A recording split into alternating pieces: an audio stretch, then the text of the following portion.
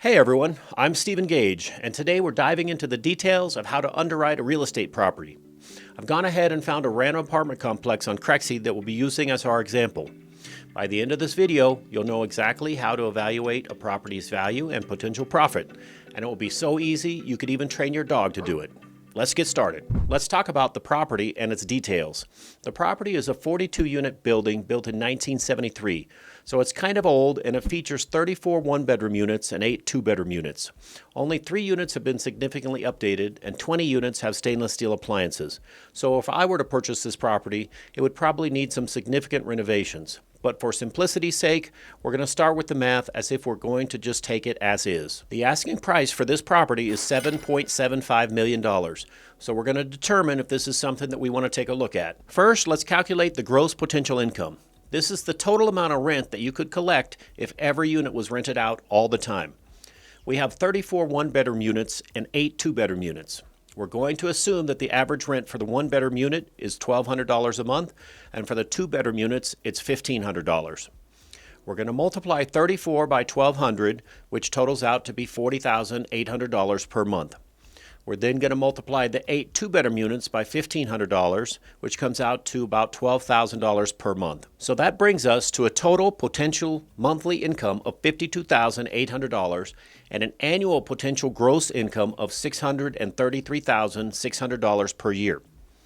Now, we can't assume that every unit is going to be filled 100% of the time, so we need to account for vacancies. We're going to assume a 7% vacancy rate, which is fairly typical. So 93% of our gross potential income is what we actually expect to collect.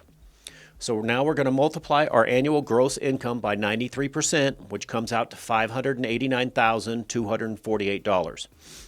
Unfortunately, we're not going to be taking home the full $589,000 because we have to consider the operating expenses to run the complex. Operating expenses include things like property management, maintenance, utilities, insurance, and property taxes. Typically, about 40% of the effective gross income goes to operating expenses. To calculate the operating expenses, we're going to take our gross income of $589,248 and multiply it by 40%, which comes out to $235,699 in operating expenses. We're then going to calculate the net operating income of the property. NOI is a key metric in real estate investing because it represents the total income generated by the property after operating expenses have been deducted, but before any financing costs and taxes. To calculate the NOI, we subtract our operating expenses from the gross income, which comes out to $353,549. Now that we've done all that, we're going to find the property's value based on the current NOI by using the cap rate. The cap rate, or capitalization rate, is a measure of the expected return on an investment property. It's calculated by dividing the NOI by the property's value. For this property, the cap rate is 5.71%. To find the property's value using the cap rate, we divide the NOI by the cap rate. So we take our NOI of $353,549 and divide it by 0.0571, which comes out to a property value of $6.19 million.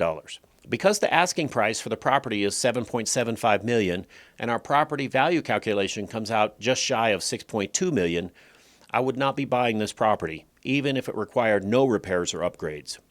Comparing this to our calculated value of $6.19 million, we see that the asking price is higher.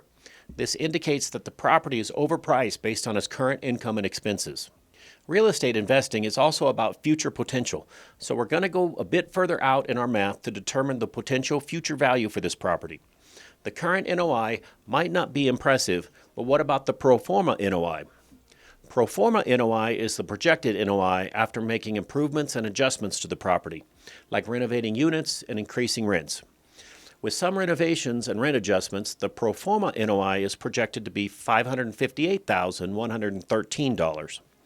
Using the pro forma cap rate of 7.2%, let's see how this affects the property value. We are going to take the pro forma NOI of $558,113 and divide by 7.2%, which comes out to $7,751,569, which is just over the current asking price for the property. What this tells me is that with the right improvements in management, the property's value could align with the asking price.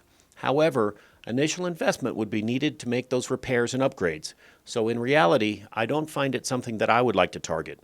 If you found this breakdown helpful, give this video a thumbs up and subscribe for more real estate insights. And if you're interested in commercial real estate investing and don't want to do it alone, our company, Vision Commercial Development, is always on the lookout for new investors who'd like to participate in groundbreaking projects.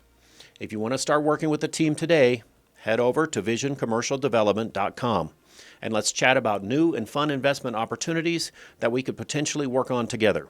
Thanks for watching, and we'll see you next time.